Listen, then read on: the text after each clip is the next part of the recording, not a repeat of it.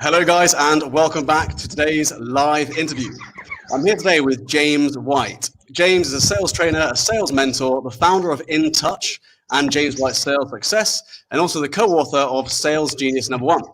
I'm here today with James to talk about the topic today is all about emotional sales intelligence. So what James says is the secret to success in sales. So we really hope to kind of share some amazing insights and some really practical advice on how you can help your business and improve your sales.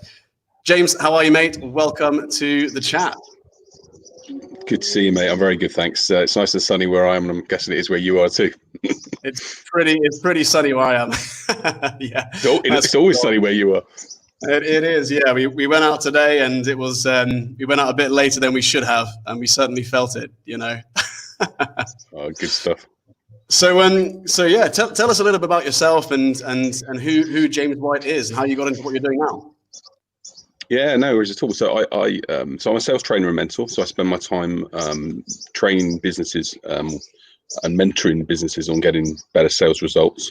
I basically have spent the last 20 years in IT and sales. I started a career in IT sales and marketing, and then 2005 set up my own business, and have been running my own business ever since. But stepped back from the software business that I have. I still got that software business because my passion was about getting sales results. I've been in sales all my life and helping people to do that. So just launched a new Sales Success Academy as well, which has been great. So we've sold out for the first intake of that, as you'd expect.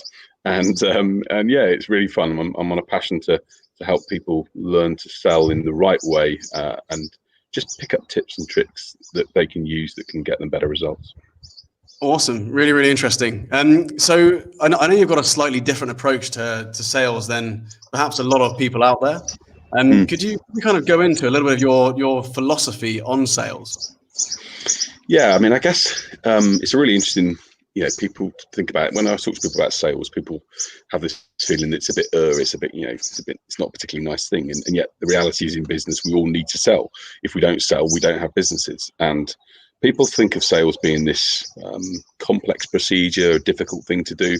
And actually it's not. I think it's more about the skills that great salespeople have, or great business people have, are about being able to understand the person that they're engaging with, really build an emotional connection and relationship with that person, and be in a position where they can then move it to a natural close, and that's what we help people do. And I think sales isn't as complex as people make out, but the other thing that also hampers it is a lot of people do sales very badly, and unfortunately that gives salespeople and business people in general it gives them a bad reputation. That's because of the way other people do it. Yeah, definitely. I mean, what might be quite useful is going through what, as you are a sales mentor and trainer, you've probably seen a lot of mistakes, the typical mistakes people would make, right? And yeah. Could you guide us through some of the most typical mistakes people make within their sales?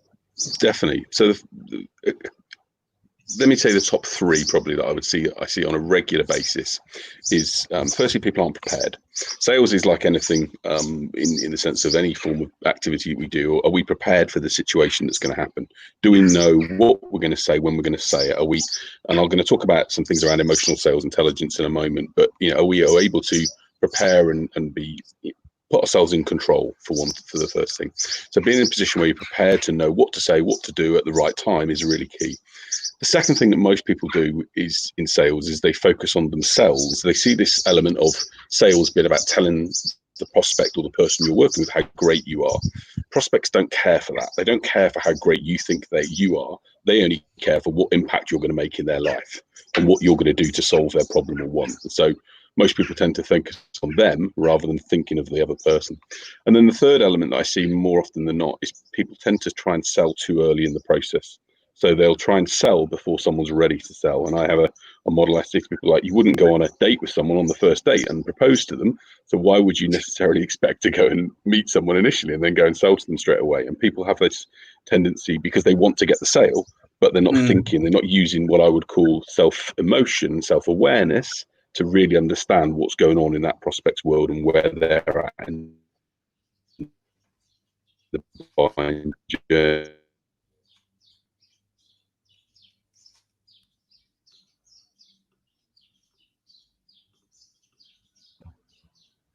You still there? There you go. Yeah, just for some reason it sort of froze on me for a second there. No, I'm with you. I lost you after client journey, but I think that was the sort of natural pause anyway.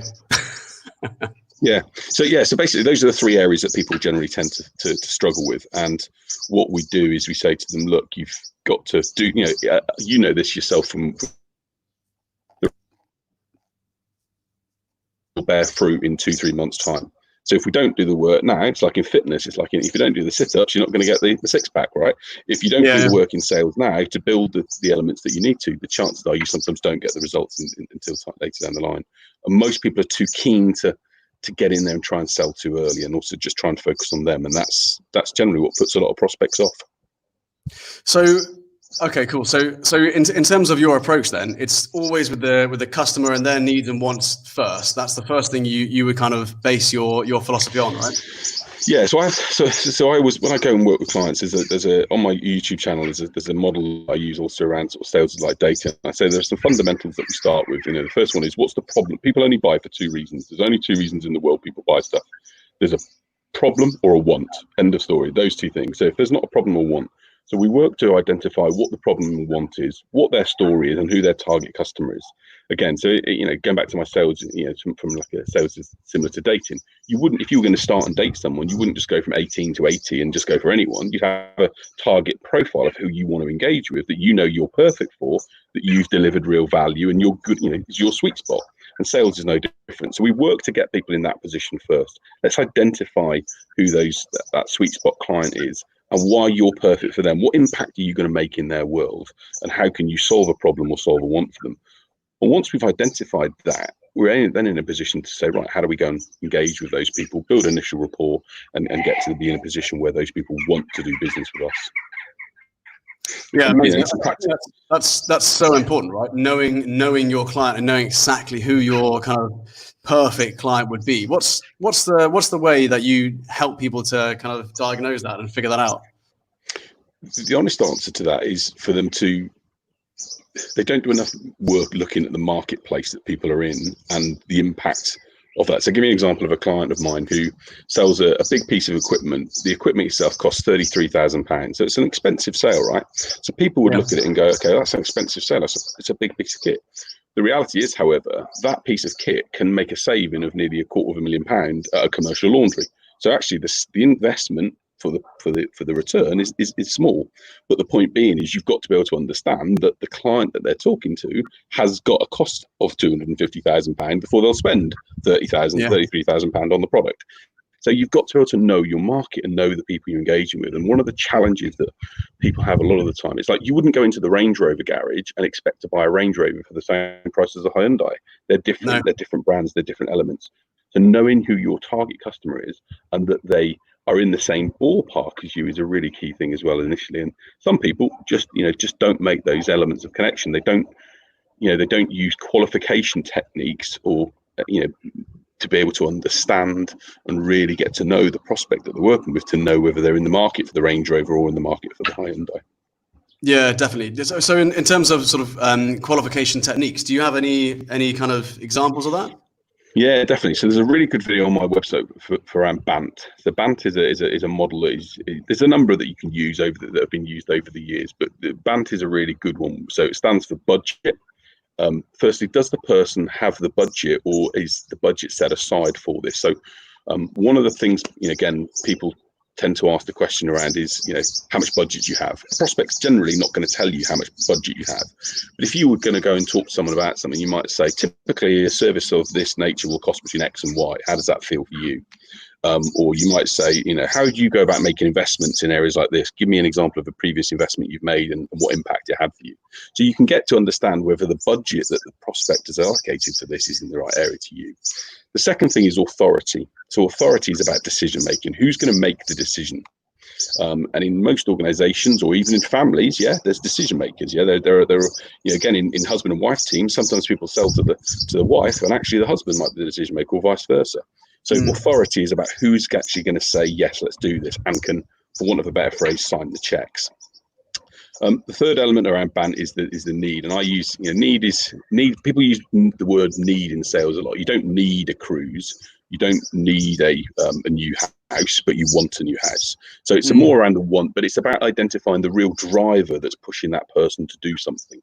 What's that basis on which they're on? What's causing them to actually want to do that? And the fourth thing is timing. So, great that they want to do this, but how do they want to make this happen now? So again, we use questions in sales. So again, on authority, we use questions to be able to identify things. If you ask someone, are you the decision maker? They'll say yes, because it's a natural human instinct to do that. If you ask a question such as, who else is involved in making the decision alongside yourself? Or tell me about the decision-making process that you and your company go through, you're in a position to then say that actually, well, it's me and person X and Y. Okay, great. Talk to me about that person. How do they make decisions? What are they looking to do? And a lot of the time, people miss out on sales opportunities because they don't qualify effectively and also at the right time. You can't be asking those type of questions at the first moment you've met someone. It's just maybe not ready for that. Yeah, completely. I think that's so true. And often, if you're trying to get the decision out of them straight away, it's often met with a bit of a shield, isn't it? People aren't that easy in the first conversation. A bit like what Sabrina was saying in one of the comments here. Not trying to sell in the first conversation. It can sound too pushy, right? One of the questions here was, how can you follow up on a potential lead without sounding too pushy? I guess we'll go into that. We are going to go into that in a minute, because that's all around emotional self-intelligence and how the nature of the conversation went. But it's such a good point. The first conversation I say to people to have when you're having, it depends on, obviously it does depend on what you sell. If you're selling a £25 product, then ultimately people might make a more impulsive decision on that. But if you're selling more of a more complex service, and that's typically where I tend to work, is with service companies that sell maybe a service or a training platform. What you've got to do is build that initial rapport and understanding. They've got to like you and get to know you. And that's where, a little tip for everyone, when you're having your first prospect conversations, you should be talking for 20 to 25, maybe 30% of the time. So you should be talking for your prospects should be talking for nearly 70% of the time. And another tip is, if you don't use a telephone system where you can record your calls, start to do it. You can get systems like Just Call, and there's simple ones out there that you can use to record your calls, listen back and see how, I've literally listened back to my calls and I put a timer, like I have on chessboards, where you can literally sit with conversations. The chances are that's when it goes wrong later down the line. That's really, really interesting. I love that as an idea or an exercise to do. I think so many, if you want to improve your public speaking, you'll film yourself speaking, right? Someone will film you at your workshop or your talk, and you'll analyze it afterwards, right? If you want to, I refer back to martial arts. If you want to improve something in martial arts, we just film a whole training session, go back, look over the footage and tweak small things, right? So much, you can benefit so much from watching how you behave, how you perform. But how many business owners actually record themselves going through that sales process? And yet how key is that for the success of their business, right? It's such a great and easy technique to do. It's so easy, and it comes back to the elements around sales. You should in your business be spending at least an hour a day on sales. If you're a small business owner at the moment and you're not spending an hour a day on sales activity, you're going to find that the end of the month or the end of the quarter will come and the numbers aren't there. And I always say to people, I don't sell sales training, I sell fatter bank balances. I sell literally people looking at their bank balance going, I'm happy with where I'm at right now because I've got money coming in, and that's what I sell. And the reality is, you get that from doing some of the work. And it's like anything, in fitness, there are times when you're in fitness, you don't want to do that training exercise that morning, right? Because you're feeling not great or whatever else, but you've got to get it done, because if you don't get it done, it leads to a cycle of not doing other stuff. And sales is no different. Yeah, completely. You just got to get your reps in, right? And I think have you ever heard that?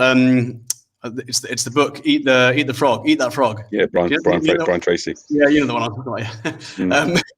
That's it, again, similar sort of concept, right? Get up and even if you hate sales, get out there and start doing it, because at the end of the day, if it's the most uncomfortable thing you need to do that day, it should be on the top of your list, right? It should. It's like, I used the term eat your greens earlier. When I was a kid, I wasn't particularly keen on my veg on the plate, and my mum used to say to me, like, eat your greens, and I always say the same thing. You eat your greens. Just and you do need to adjust it, because there are one of the things that I say to people is block some time for sales and mix that up throughout the day. So sometimes it might be good in the morning, but sometimes you might find your prospects will engage with you in the afternoon. I mean, in the current situation that we're living in now, obviously people are more available on the phone, but I always used to say to people, I would find some of my best times to prospect at 6 o'clock in the evening, because people then are in a situation where their day's done. They're in a position where potentially if you've got something that's especially of value to them and that can make a big difference in their world, that's a great time to prospect, especially if you open and use the right, if you prepare, going back to what I said, if you prepare that initial opening with a, good afternoon, Seb, great to speak to you. My name's James from James White Sales Success. How are you dealing with the challenge of X, Y, and Z? Yeah. And if that is a challenge for that person, they might tell you to piss off and put the phone down, but they might go, who's this? What do you mean, what challenge? Okay, so what I'm doing, I help people solve this and this issue. How are you finding that issue? So you've opened up a conversation rather than trying to then talking about the issue or the problem that they've got, rather than necessarily trying to be in a position where you're, saying to them, by the way, we're so and so. This is how great we are. This is what we do. We're amazing. We're amazing. Buy my stuff. It's like, I'm not interested. Last thing you want to hear, isn't it? You just, the times I've felt that I've, almost enjoyed a sales call is when they really kind of, they've lent in and just, had a normal conversation with you, as if, and it almost felt like it wasn't leading to anything until the point where they, a very good salesperson will almost ask for permission to sell before they actually do, right? Yeah. You want to be in a position where you've got that person feeling comfortable with you. This is being able to build relationships is fundamental to sales. We all know we've got a short time frame, especially if it's a new, I think there's two methods of selling as well, two methods of approaching. There's inbound leads where you get your inbound activity and I know you're an expert at this in terms of great content coming in and leads coming into your funnel, but you still need to follow up in the right way. People get that wrong as well. Or there's outbound sales. And outbound sales is where you've got to go and literally pick up the phone and start talking to people. And when I say to people, oh, you got to pick up the phone, they look at me as if I've literally, killed their cat. It's like, as if I've done, but I'm a bit like, well, okay, fine, go down the inbound route if you can. But if you don't do one of those routes, the chances are you're going to look at your bank balance and you're not going to see any business there. So what's more preferable? It is funny sales, isn't it? Because it's one of those things where people are like, I didn't get into business to do this. This is not why what I'm interested in. And it's when you look at different cultures and the way they approach sales as well, I think we're a bit disadvantaged being British and overly polite. It's one of the things that we were speaking to Daniel Priestley about. It's like, especially if you're living in the UK, you're probably, a lot of your clients are from the UK, right? You probably have to help them over this kind of stumbling block of it's actually okay to have a sales conversation with your clients, Yeah, well, one little great tip for people there, Teb, is because people worry about the whole element of sales. And I always say to people, so I have a little casino chip that I have when I'm selling, and I haven't got it with me now. I'll send you a photo of it afterwards. And what I do is when I'm doing prospecting, I will literally have it and I'll flip it around in my finger, because basically that reminded me of a night I had in a casino where I earned a good lot of money and I'm smiling, and it's that emotional connection back. So one of the big tips to people is when you're looking to do stuff that you think is a little bit different and nervy in sales, have a token or something, whether it's a pen, something that reminds you of a good time, something, or a photo of your family. Have something that enables you to look and say, this is why I'm doing what I'm doing. Because most people worry about the fact that they're going to pick up the phone and someone's going to tell them no. What's the worst that can happen? Someone's going to tell you no. But yet, why are you doing this? You're doing it for your family, or you're doing it for personal reasons, or whatever that driver is that's making you want to do your business. Use that as the emotional trigger to help you go, no, I am going to do this, and this is the reason why. It makes a big difference. I literally, if I had my casino chip now, you'd see me smiling, just because it brings back memories for me. Yeah, so it's almost like an anchor. It sort of anchors you and puts you in that positive state of mind and gives you that ability to be more poised and relaxed and calm. Exactly that. So it's about being able to use tools that can help you, because it's the bit the outbound sales part for sure is the bit people don't like, but turn it on its head, see it as a challenge. I literally will I will be in a position where I will make calls and I will look at it and say, actually, how am I going to get 10 no's today? And I will do it the other way around. So I will literally say, I'm going to go until I get 10 no's. And sometimes I've had conversations where I've had 2 yeses, and I'm like, I've had 2 yeses, not 2 yeses, but 2 conversations, because I want to get to my no. So I reverse it again. There's different techniques and ways you can do it. Yeah. And I guess that takes the pressure off a little bit, doesn't it? When you approach it like that, you know it's a numbers game. You do. You have to be a bit careful that you're not looking for the no, because obviously you don't want to be in a position where but the whole the whole thing about outbound selling, which is really key, is prepare. Know what you're going to say, practice it. If you've got an introduction series of questions that you're going to use, practice them. Sales again is about practice and being able to just feel comfortable. Everyone talks about practicing a pitch. Practice your initial engagement. Practice the questions that you're going to ask. Practice how you're going to respond, because that prospect's going to respond in one of 2, 3, 4 ways. No, I'm not interested. I'm too busy. I don't want to talk to you right now.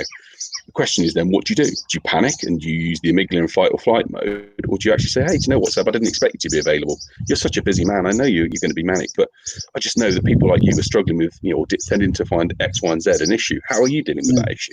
So it's objection responding that makes a massive difference in sales as well.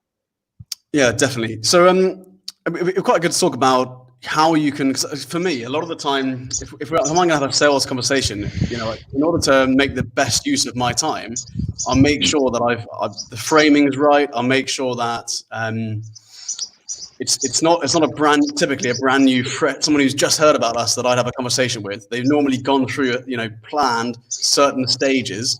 So by the time they are ready to talk to us, they're completely ready to commit to whatever we're offering, whatever the offer is, right? Yeah, and that's again. So what you're talking about there is what I would call, you've done the good marketing work, you've done the nurturing work, you've done the point where that prospect is if you like more attuned and ready to have that conversation with you. In some cases, in some businesses, you from a traditional sales perspective, you sometimes have to go and do the outreach. For example, the laundry company that I mentioned, they didn't have the resources and the time to do. They had a product that. The results were incredible. They would save nearly 50-60% in energy bills for big commercial laundry companies. So these guys that are using big massive tunnel washers systems, they would save them thousands of pounds per year. Really? But the reality is, if they had waited for the market to find them, it would have been too late. Sometimes you've got to go out and find your market.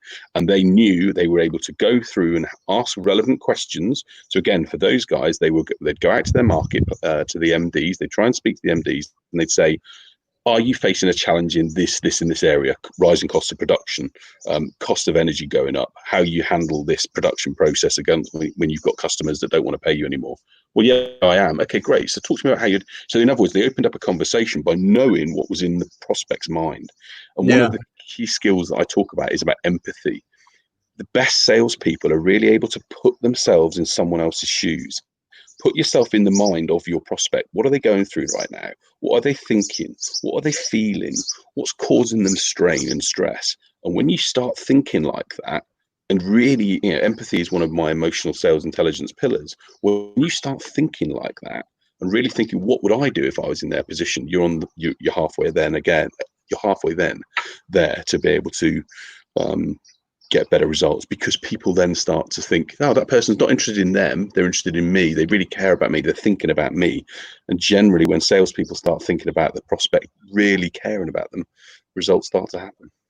Yeah, that's it, isn't it? Building that connection and understanding what those challenges are, understanding what where they're coming from is just so vital, right? I know you've got is it a five-step system or process? Yeah, so there's a number of things. I mean, obviously, as a sales mentor, we're always evolving different things. I've got a 12-stage sales dating model, but one of the things I'm talking a lot to people about at the moment around emotional sales intelligence. So emotional intelligence is a concept that most people are probably aware of, that was created by a guy called Daniel Goldman in the 1960s. But what I've done is I've taken the sales element to that and said, call it emotional sales intelligence. And there are 5 areas to that. The first one is being able to be motivated. How do you motivate yourself to do the things that you need to do? And we'll come on maybe and talk about some of those elements in a moment. The second area to that is socialization. So how do you build relationships and networks? How are you able to converse in a way that people get to think, I quite like that person, it's quite a nice guy or a nice person. The third element then is self-awareness. How are you able to be self-aware of what goes on in a conversation, to know what to do and what you did and what's going on there? Okay, there's a situation happening there. Okay, I need to think about that differently. The fourth one then is self-control. So how can I learn to zip and shut my mouth and not make irrational, decisions as a result of what's happening. And the fifth one is empathy. How can I really then think and really act like that prospect? And if you can master those 5 areas in a sales perspective situation, invariably, you're going to be a pretty solid rock star salesperson. Wow, I love that. Yeah, really, really interesting. It's a very different approach, I think, to a lot of people. So really, really insightful. Could we possibly go through each 5 of those and maybe get some practical examples of those as well? Yeah, definitely. So let's just take motivation then, the first one. As I said at the time, generally in sales, again, depends on what you sell, but you need to do the work now for something in 2 to 3 months' time. So one of the things I encourage people to do is to look at their sales cycle. So what I call is your sales cycle is from the moment someone engages with you, maybe they've subscribed to a newsletter, through to the moment they buy your product or service. Look at that time frame, okay? And in most businesses or businesses that I work with, that time frame can certainly be 6 to 8 weeks, maybe 10 weeks, maybe even more. I mean, in my case, it's around 3-4 months, generally when I engage with someone through to when they'll buy from me.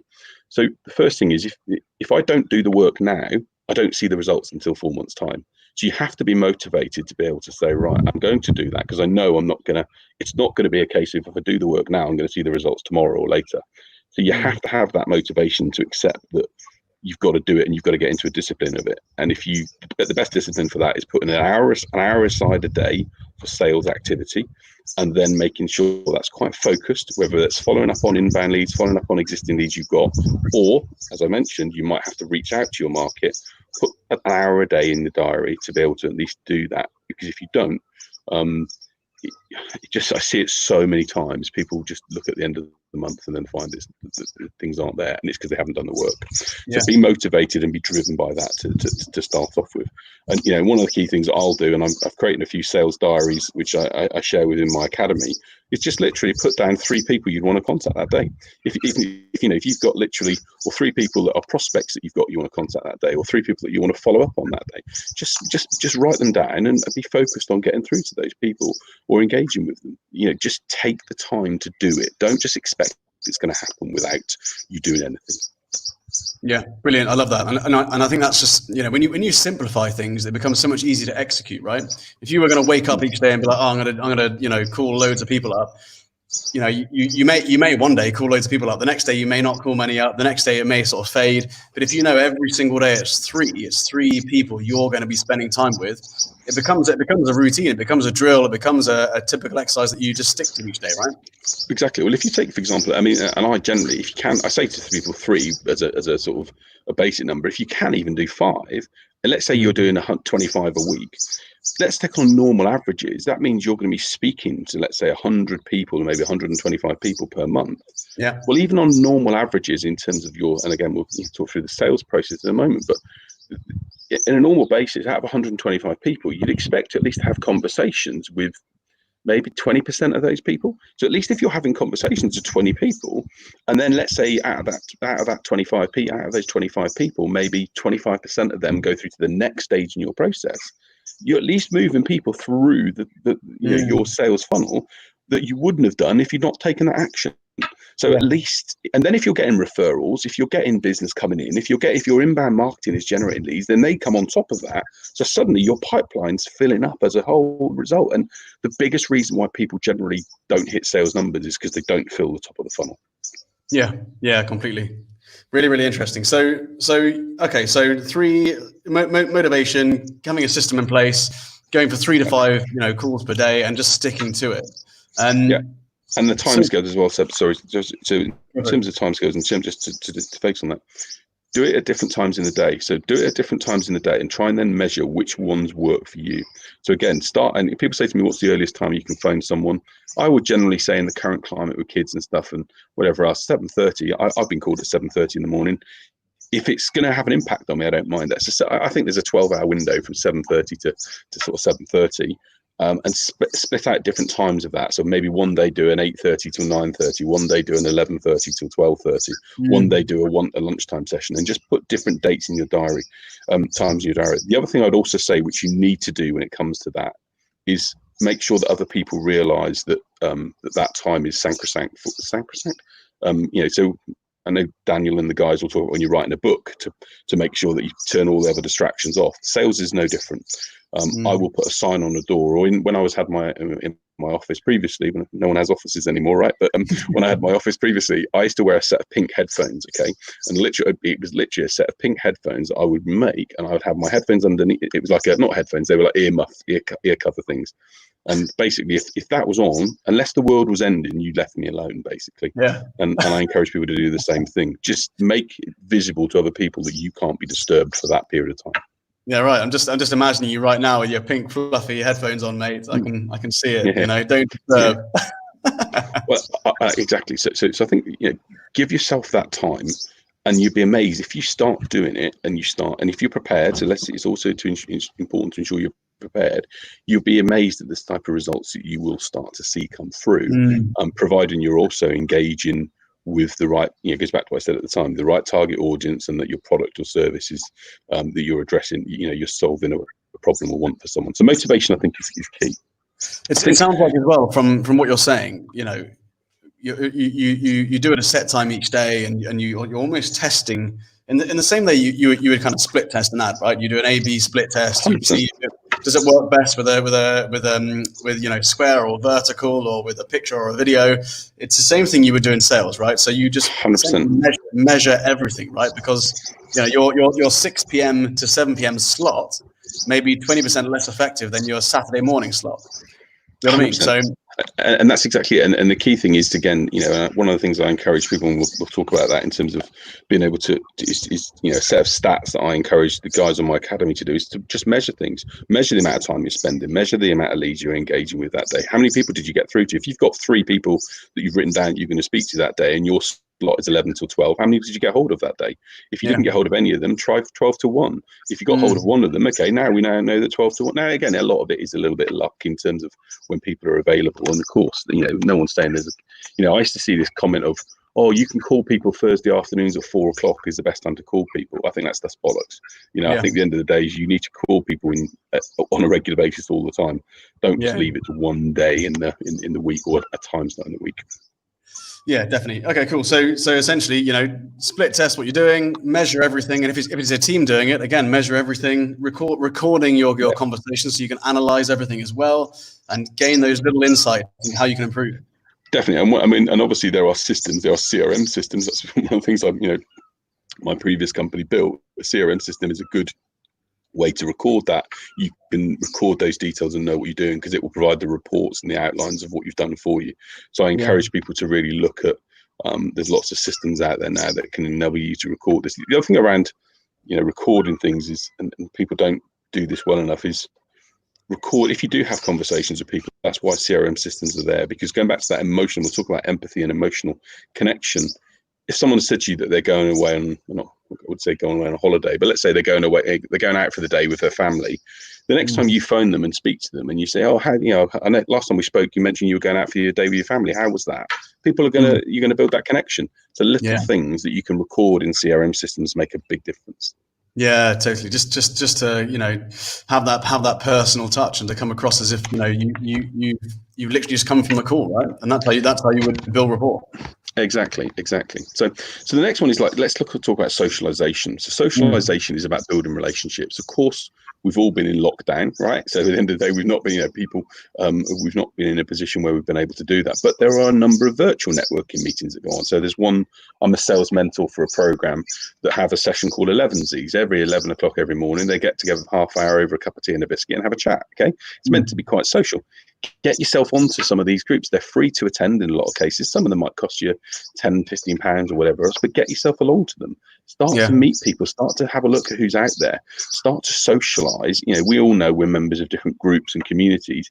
The other key thing to do is to make some time in your diary to do that as well. Make you some time in your diary to be. I know we're both members of Jason's, TOF group, and or you're doing, this stuff that you're doing there. But I'm members of lots of groups. I'll try and make some time in the diary per day to look through those posts to see if I can add any value to them, to see if I can help and support people with some ideas and thoughts. So socialization in a virtual world can still be done. Obviously, in a face-to-face world, you're going to go and meet people and go to events and go to activities and the such like. But those are really important. And again, people, I see this a lot. People go there and with the intention of saying how great they are. Yeah. Tone it in. We're going to talk about self-control in a minute. Tone it in. Don't focus. Yeah, you sure have your pitch ready for when someone says, what do you do?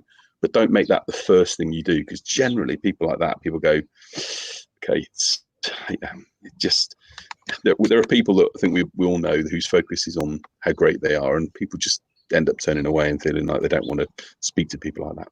I think you just put people off by doing that, don't you? You think it's going to build a connection, but it does the complete opposite. Yeah, exactly. It's just, and I always go back to my, sales like data analogy. I said to someone, if you were going to literally go on a first date with someone and talk to them for half hour at them, would you expect to have a second with it? If someone did that to you, just talked at you for 30 minutes or 15 minutes about how great they are, would you go on a second date with them? No, you'd probably go, this bloke's an idiot, I don't want to talk to them. So there's no different in sales. Just use, the other thing I say to people is, when you go and network, just use human cross. I have, when I go and do networking, I will try and meet 5 new people, and I will try and find out something about 5 new people, because I think then I can then use and extend my network.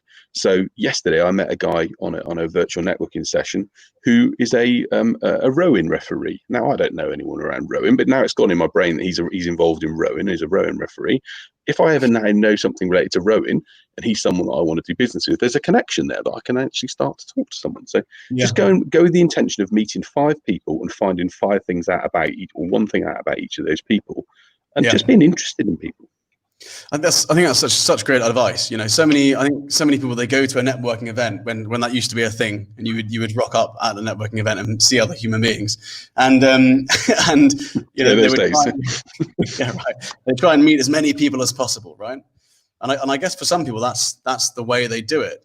But again, like you, if I was going to something like that, it would be a case of, if you just had the intention of building a good connection with 3 to 5 people, and that was it, I think you'd be in a much better position, and the connection would be something that they'd remember, you'd remember, and it's a more powerful approach, right?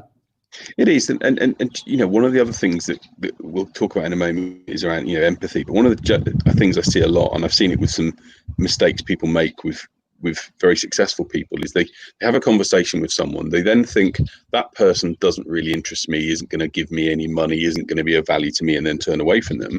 And yet with a little bit of probing and a little bit of nudging, a bit of understanding, they could find that person could open the door to X, Y, and Z, which would be of huge benefit to them.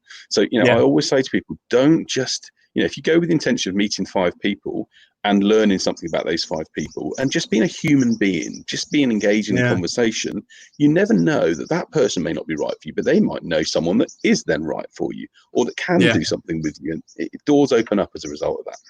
Totally. I mean, just building your network, right? And this is something I've been talking to a couple of people about recently, and it's although the opportunity for networking in face-to-face networking is out, that ability to connect with people, a part of me feels like it's so powerful online, right? I mean, you and I are part of about 3 groups, which are incredibly powerful groups for connecting and networking and meeting other people who are all very, very like-minded, and who've got the same sort of approach to business and the same sort of values. And the amount of people I've met through groups like that around the whole world, I can safely say I've got a decent network in America, in Australia, in London, in the Middle East now. You know what I mean? And a lot of that is just from online, just from spending time commenting on people's posts, replying to them, trying to offer help and trying to serve other people with sharing experiences mostly, right? Or even just saying, I know this person, I'll put you in touch with this person, and suddenly you're creating that connection. And people they want to help you out, right? If you help someone else out, they naturally want to help you. So when you do get stuck, if you've done 10 things to help people in a group, and months down the line you ask for help on one thing, you're going to get a lot of people helping you out, right? Well, yourself, mate, because you've experienced this more than anyone else with your business literally being the leg had been taken away from you. But look, you then literally, because you had such a network of people that you gave so much to your network, other people were then willing to want to support and work with you, and opportunities opened up, right? So the reality is when you're in that position, when you're open, and the other thing I think about sales sometimes is people are they're too protective of their position. It goes back, and we'll talk about in a minute, that sort of self-awareness. Self-awareness is about the ability to say, hey, I'm not perfect. I don't say to any of my clients, I'm the best. I know everything thing from a sales perspective. I'm learning myself. I invest in my own learning. I go to sales events and sales workshops and webinars from other people because I'm continually learning. So don't have this closed approach that you think you know it all and that everyone else. Just be interested in humans and what they can offer you, and take one. Again, the thing I say to people: learn one thing, but try and take one thing. Learn what can you. It's like when you read a book. I try and take one or two things from a book. Do the same thing when you meet with someone. Like again, the guy I met yesterday. He's a rowing referee. Okay, I didn't know that. Now it's stored in my brain. So whenever I think about this guy, Tim, his name is, I'm going to think, right, okay, what can I link to rowing? If I send him, if I want to do business with him, a great route in is to say, hey, Tim, how's the rowing referee going? Because there's that connection with that person already. Yeah, totally. And I think when it comes to socialization and again adding empathy into that, it's being authentic and being really transparent and pretty raw, right? I mean, just saying exactly how it is and being an open book to people. I think that's one of the best ways to connect with other people. Yes. I mean, certainly in some of the groups we're in, I really just lay it out exactly how it is. If I've got a challenge, I'll say, this is what I'm going through. This is the challenge I've got. And the comments I tend to get back are, your post has really helped me. I loved how open and honest you were about what challenges you were facing, because I'm going through something similar or whatever. And I think by having that, it makes it easier to build a connection. It does, and it's a great point. And when I talk to people around, they say to me, "How are you? What have you, as a sales mentor? Tell me what why should I? Who are you and what you've done?" And I'll tell people the story that with my InTouch business, I raised £500,000, just £480,000 in September 2013, and I wasted £250,000 on being everything to everyone, not something to someone. So when people say to me, "Why should I have a target market?" It's like, you don't have to. But I'm just giving you my advice that I wasted £250,000 of investors' money by being too general. So my advice is, and here's why I got that wrong.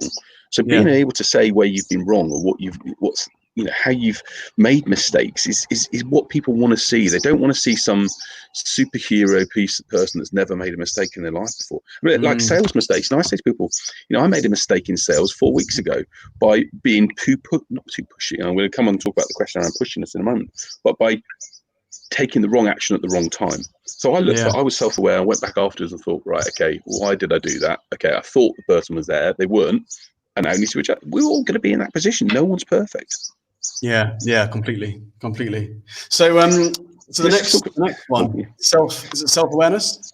Yeah, so self-awareness. Self-awareness is sort of linked into what we've just talked about with socialization, but it's that ability to see what other people are doing and react to that. So when I mean self-aware people are able to look at a situation.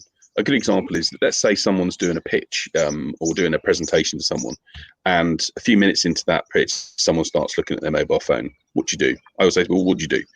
And most people say, well, just carry on. Okay, but they're tuned out. Yeah, they're looking at the mobile. Now, again, it could well be that there's an emergency, of course, but I use an example with a customer of mine, and I say to anyone that presents to this guy, the moment he starts looking at his phone, he's tuned out of you. Okay. Yeah. So how aware are you of that? Are you in a position where you're just going to carry on with your pitch because that's in your 30 slides and you're going to carry on going for the next 45 minutes? Or do you actually go and say, hey, I just want to check I'm covering the right things for you here. I just want to check that I'm going through the stuff that's of value to you, Mr. So-and-so or Mrs. So-and-so. What would be the best use of your time? What would be the areas that we'd really want to cover? And a big mistake that I see people making is they're too structured. Yes, you have to have structure, but they go through a pitch and they go through a presentation and they then don't adjust, if you like, to the elements around it. So be self-aware. Look at the way in which the people that you're communicating with are reacting. Are they tuning out? Are they looking upstairs, looking out the window? Are they writing stuff down? Are they looking on their phone? Or are they engaged with you? And take that time to say, hey, actually, I'll try and make sure I'm covering the right stuff here. Your time is valuable. My time is valuable. Are we going through the right stuff here? So being self-aware is the ability to just know and have a sense that something's not either quite right, or is someone reacting in the way I'd expect them to react, or what are they thinking?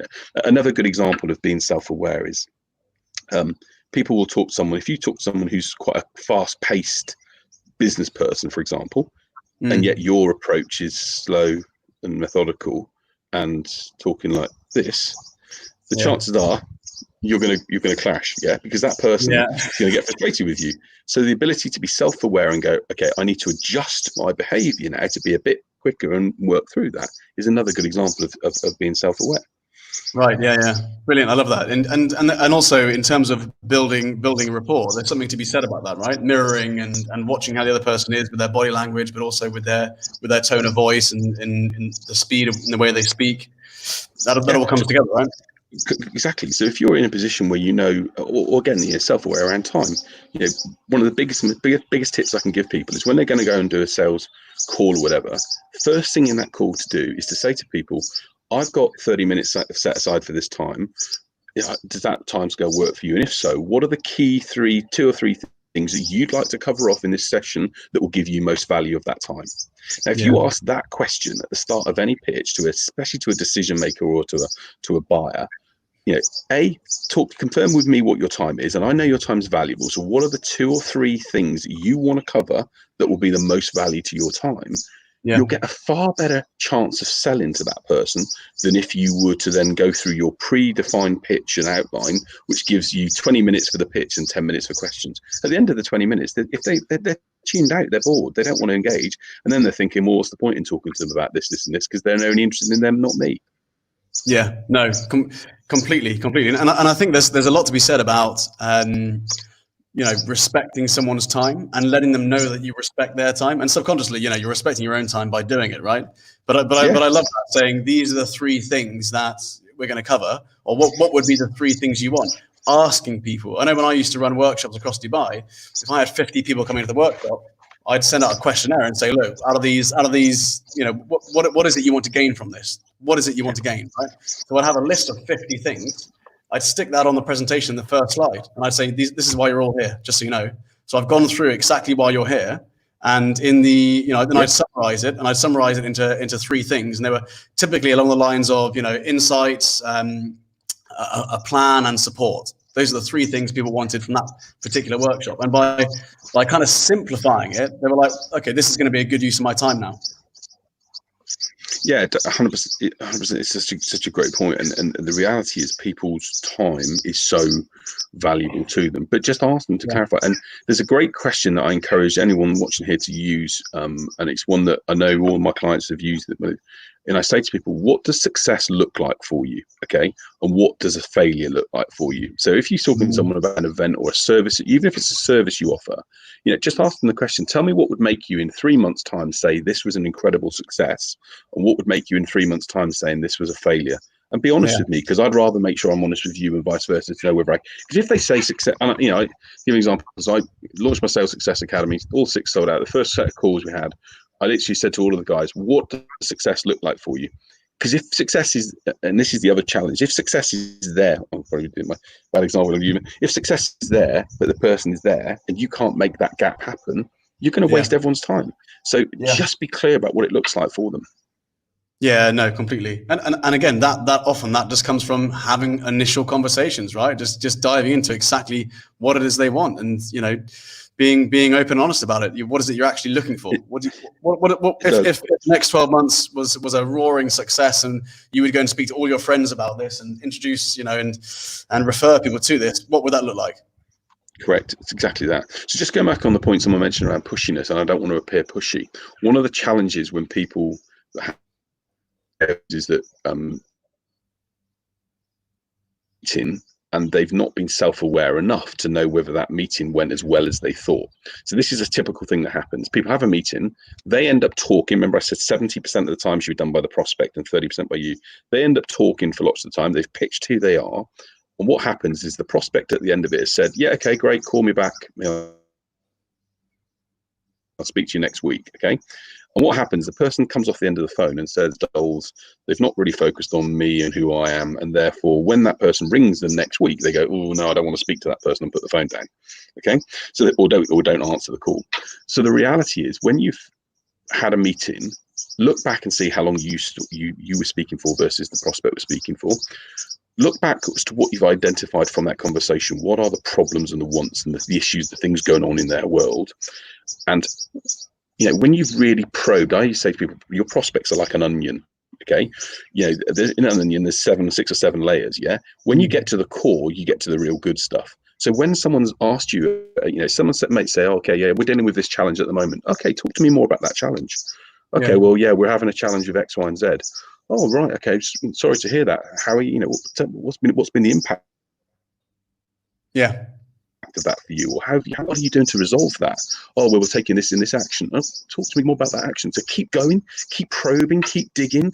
You know, because when you do that, you get to the insights into people, and then actually they believe and they think you care about them because you're asking, you're probing, and then they see then you as a route. If you can solve their problem or solve what they want to do, they see you as a route. So they want to make a conversation with, they want to carry on a conversation with you. So that's the first thing. The other thing I think I would say about being pushy is this: when you've had a conversation with someone, one of the other big mistakes that people do is they leave the conversation with okay, I'll see you next week or speak to you next week. I will always make sure I have a call with someone. I will make sure I say, look, I've really enjoyed speaking to you today, Seb. What I'd like to do is, I've agreed from our summary, I'm going to provide X, Y, and Z to you. So what I'd like to do is call you at 4 o'clock next Thursday to talk through this. How does 4 p.m. work for you? Now, if you won't commit to going to the next stage with me and giving me a definitive date and time and putting it in your diary, something's wrong. Okay, so being more self-aware, something's wrong, something's not right. If you won't commit to that, and the question is, why won't you commit to it? So if you wouldn't commit to it, I would probably in that stage say, okay, I think we've had a great conversation. This has been really positive, but I want to move this forward. But it seems like that's not right for you. Because most people in sales chase opportunities that aren't right because they haven't been self-aware enough, and they haven't then taken the action at the end to move to the next stage. And they're either then chasing something which doesn't exist, or Correct. you know, and they're losing time, which they could be putting in towards something more valuable, right? Correct. And our time is the biggest. We all know our time is the biggest asset we have. Yeah. So there's a great sales guy called Mike Weinberg, and he talks about it's a brilliant phrase he uses. He calls it prisoners of hope. So you become a prisoner of hope, right? Because you've talked to this person, you think they're interested, but because you've not been self-aware enough and they've not confirmed a date and time for you for the next call, you literally are a prisoner of hope, hoping that they're going to respond, and then they don't. If you're going to make a difference in someone else's world, if you're going to literally make them solve a problem or achieve something, they're going to want to make a next appointment with you because they want to carry that journey on. If they don't, it's because you've either not made a big enough impact in their world, or it's because they didn't like you or didn't feel you connected with them. And why wouldn't they like that? Because you probably talked about you more than you have about them. Yeah, no, definitely. Brilliant advice. I love that. I think that's a massive one, isn't it? Yeah, and that leads us on to sort of the, you know, from self-awareness, that leads us on to the fourth one, which is self-control. So, you know, this is one that I struggle with, trust me. This is my big area. Is I'm a passionate person. I care. I love talking to people, helping people. And as my dad always, you know, said to me, you know, you've got 2 ears and 1 mouth, use them in proportion. You know, self-control is all about being able to not react and respond in a way that you know is then going to cause an issue later down the line, or to prepare. So, and you'll know this from your martial arts perspective. If someone, you know, comes at you in the street, I know you're going to be like, okay, cool, I know what to do, how to deal with this, because you've got to build that situation to know what to do in that situation. Whereas in most sales cases, most people struggle in that area. They struggle on what to do when someone says to them, sorry, your price is too high, or I'm not interested, or send me some information, or who are you, you know, or whatever the element is, that they don't know how to control their emotions to be able to react in the right way. Yeah, definitely. So a lot of that comes down to the right training and then the right practice, really. You know, drilling it again and again and again, right? Agreed. So, for example, if let's take the classic objection that most people will get, which will be, your price is too high. Okay, or they'll say, I'm too busy right now, or a great one at the moment is people are saying, they're afraid to ring people, so they're saying, so here's a good example using COVID. Say you're ringing up people and people say, no, I'm doing nothing at the moment right now for the next 4 weeks because, you know, let's let the situation play out. You have 2 options. You can either say to them, okay, no worries at all, put the phone down and lose the opportunity, or you can prepare, you can pause, and you can say, totally understand that, Seb. I get totally the fact that a lot of people are, you know, taking some time to think, but I see 2 camps at the moment: people that are, you know, not doing anything, and those people that are taking action. Which camp do you prefer to be in? Yeah, right. Yeah. So so what it's called is an objection response, right? Is that it's going to happen. The objection is going to come. So how do you prepare for it? It's the same with martial arts. That someone's going to come at you. Well, I'm not a martial arts man, but someone's going to come at you with a certain move. You prepare for it, right? And that'll link straight back into understanding your audience and knowing what the objections are before you go into something, right? If you've done enough prospecting, you've done enough surveys, you had enough conversations, what the 3 to 5 biggest objections are going to be, and that you can start the conversation off after you've built some rapport with those objections. A lot of people feel this doesn't work because of this. Well, we help people by doing this, right? Exactly, and I'll send some graphics that you can maybe share afterwards. There are a number of what I call objection responses that I give to people to use around a number of different areas. So, for example, I'm too busy right now, or I'm not interested, or I'm taking some time. Or we've got a provider already in place for this. Your reaction to that and in a sales situation is going to be the key difference. So, say someone says to you, "No, thanks very much. We've already got a provider in place right now." You can say, "Okay, yeah, no worries at all. Thanks very much," and panic and put the phone down or whatever. Or you can say, "Do you know what, Seb? I knew a businessman like you. You're bound to have something in place. How is Tell me a bit more about what's making that company deliver great service for you." Yeah. Because what you're then doing is you might find that it's just different routes. And again, we measure, we test different things, and we see what works. But the point around self-control is just be able to know that you can train your brain to be able to react in a certain sales situation. And most people don't train their brain, they don't prepare, and therefore when those difficult moments happen, they end up getting flustered and being challenged as a result of it. And it can be avoided. Yeah, definitely. Talking about empathy, that's the next step, final step, isn't it? Step 5. It is just a quick little tip on the self-control element and the objections. Yeah. Encourage everyone to write down the top 5 objections that they get in their industry. So write down the top 5 that you'll get, and it may well be some that are specific to you. And if anyone wants to reach out to me on social, if they literally come out with a couple of different objections they get, I'll provide a couple of objection responses back to them that they can use that will literally, and if they then practice them, so I'm very happy to do that. Should we do it now? All right, guys, if you're watching this right now and you've got any typical objections that you normally have when you're speaking to your clients or customers, then write them in the comments now, and we'll ask James on the spot to see what he can come up with. He's used to this sort of stuff, guys, so he doesn't mind. Here's one for you. I don't have enough time to fit it in. So what would I use in a response like that? I don't have enough time. So the response I would give back to people would be, totally understand you've got not enough time. I didn't expect you to have time. A busy man like you is going to be really busy. But the clients that I'm speaking to are really pleased they've just taken a minute to understand a bit more about what we do and the impact it can have for them. How are you dealing with that challenge? Yeah, right. And understanding that it's an investment which potentially would save time in the future or save money. Well, you could also use a bit of humor in that perspective. You could go back and say, "Look, I know you're busy. We're really, really busy, but look, I'll give me 1 minute to be able to at least outline why I think this could be of value to you. And if I can't convince you in 1 minute, I'll put the phone down." How does that sound? I love that. See, this is sort of a conversation I wouldn't mind having with a salesperson on the phone, right? Because I find it quite fun. All right, cool. Let's see if you can come up with any more. It's too expensive.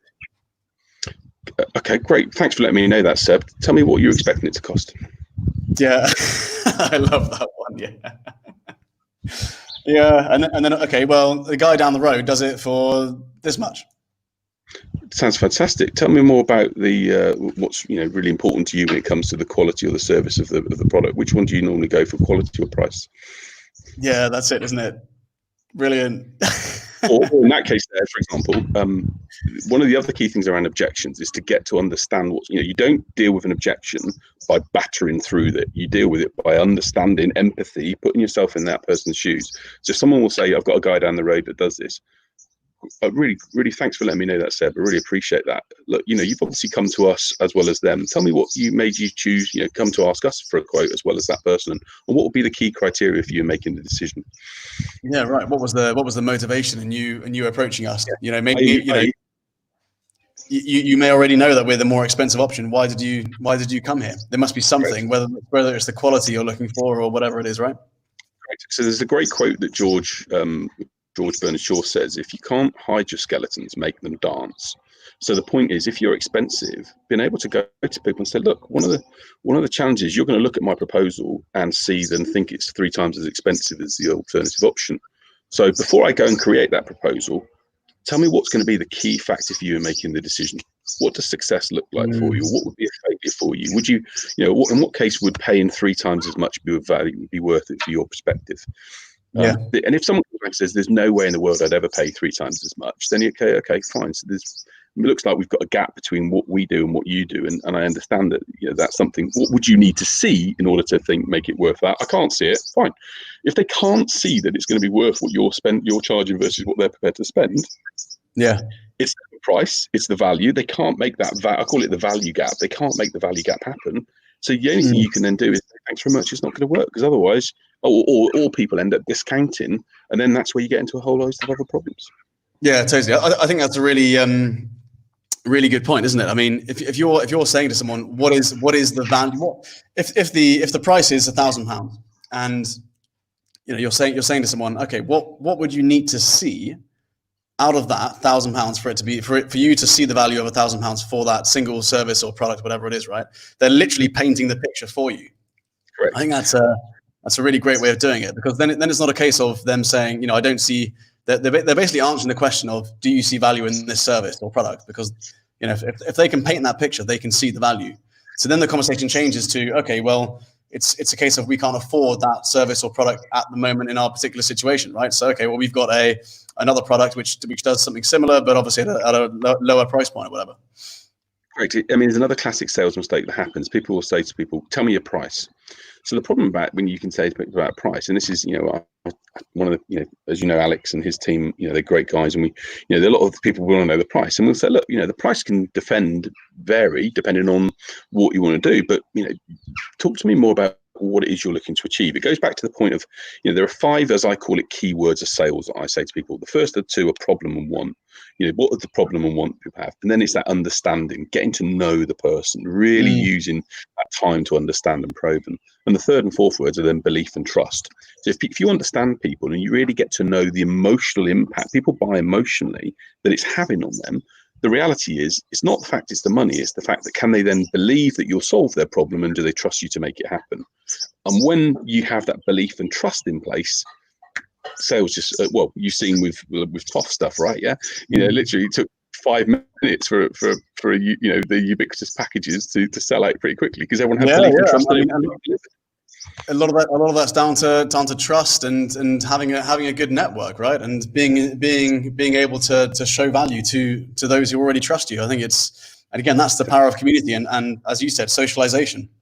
Exactly that. So objections and self-control are really important to be able to know what to do. And as you said yourself, the best way I describe it is, I'm a golfer. I love golf, and when I watch, when I'm going through, tough moments in golf, when I'm trying to win a game, I look back and think, I don't try and think about the shot. I try and think about all the previous shots I've done in the past. This one's no different. The moment you let your mind affect it is when you start then to have other challenges. And that comes, like I said, the 3 mistakes that people generally make is that they're not prepared enough. Yeah, definitely. So moving on to the last thing, empathy. Yeah, empathy. Such an important point. All of these are so important, but it's the big one, I think, for people. They just don't think, they don't see things from your prospect's perspective, and having a real emotional sales intelligence is all about being able to put yourself in their shoes. I encourage one of the things I encourage my clients to do and work with them is I literally tell them to shut their eyes. I know people might think I'm a bit woo-woo here, but it's true. Shut your eyes and literally think about what that person is going through now. Imagine their day, imagine what's going on in their world, imagine what's happening, what are they having to deal with. So literally picture yourself in their shoes. And the reason it's a really interesting, so I learned a lesson when I was in my first company, a company called 3Com, great American company. I had one of my most chastening sales lessons ever. And I went and presented this is when Nokia were big in the 1990s. And I remember going out to Helsinki and presenting to 25 people from Nokia. And I didn't have any knowledge as a salesperson, and knowledge is something that, is definitely you need to be able to have. But secondly, remember saying to this guy about how great our products were and we were amazing, all this stuff. And he looked at me and he said, I'm responsible for IT for Nokia. He said, your switches account for 3% of my day. Yeah, right. 3%. He said, the other 97% is all on servers, all this other tech stuff. Yeah. And I was like, so I'm 3% of his world. Okay. Yeah. Now, at that time, it was a 3% he wanted to focus on, but I was only 3%. And most people they don't think enough about where they are at in someone else's world. They don't literally put themselves in that person's shoes and what they're thinking of right now in their situation. And real empathy is being able to do that and think what would make them feel really great, what will make them go, yeah, this actually is something that really could solve my problem and make an issue go away for me or get me where I want to be. Okay, yeah. And it's a classic case I see a lot of the time, especially in sales prospecting. And I say this to people a lot, please don't go out and prospect to people and say, reach out on LinkedIn or Facebook or wherever it is and go, I am this, I am that, I am that. Because your prospects do not care for how good you are at that stage. Yeah. All they care about is about what you can do for them. Put yourself in their shoes. So a great response, rather than when you be going out with a networking thing, would be, I understand people like yourself are really busy. How do I'd love to be able to understand more about how you manage your schedule and time, and see whether X, Y, and Z that I do could help you with your time management if that's what you offer. So you're focusing on them, not on you. And most salespeople and business people tend to focus on themselves, and it's just a shitty way to approach people. Yeah, no, definitely, completely agree with you. Just amazing insights from all of that. I love the approach. I love the BANT, budget, authority, need, and it's timing. Timing, yeah, for prospecting, and I love the 5 areas. Motivation, socialization, self-awareness, self-control, and empathy. I think that was some amazing insights and advice, practical tips in that, mate. Really, really, really appreciate it. I think we'll probably have to get you on again. To be honest. What I'm very happy to do is do some other live sales calls. Just one thing I wanted to mention actually on BANT. There's a BANT video on my YouTube channel. So if anyone wants to go to YouTube and search James White Sales, the reason I mentioned BANT's really important. That BANT video, and you'll know that you're a big man on the power of content. That BANT video earned me $19,000 as income.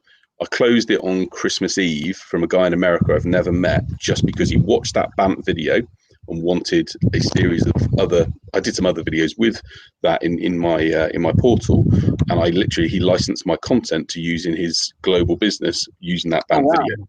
Never met the guy. Can we still access that video? Yeah. It's still on. It's on the YouTube channel, and I've got then 10 other videos that are in my portal, and I have a course on BANT. So I can share the links here where I've got a course on a whole way in which to approach BANT as a whole. There's 12 videos, but he purchased that for his team through. And again, the power of content. Content does the work for you, doesn't it? So that BANT video is a really good example of how to approach those questions, and some other ones I've got around that as well.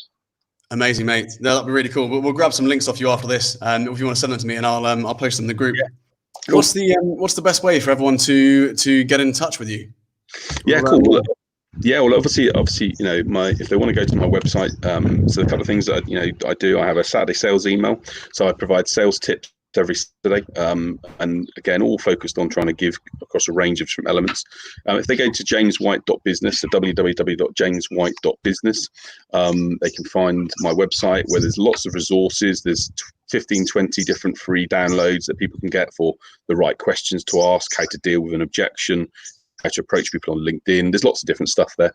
Or just search me on James White Sales on any of the social platforms. I'm on all of them at James White Sales, and LinkedIn tends to be the one that a lot of people I do.